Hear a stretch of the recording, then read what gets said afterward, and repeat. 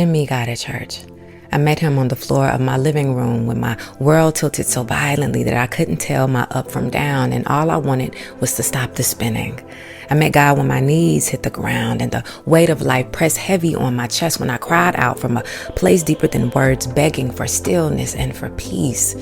It wasn't in the choir song or the preacher's sermon. It was in the silence that followed my breaking and in the quiet storm inside of me.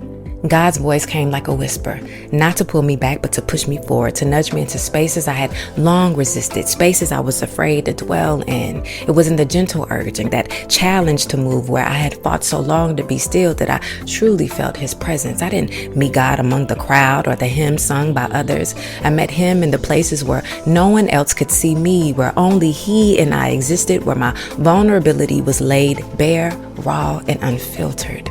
God didn't need an altar to know me.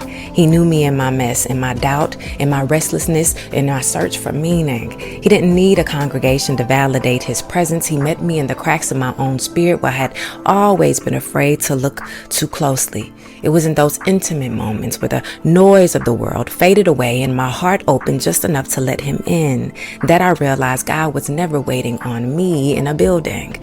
I didn't meet God in a church. I met him in the moment that I let him in.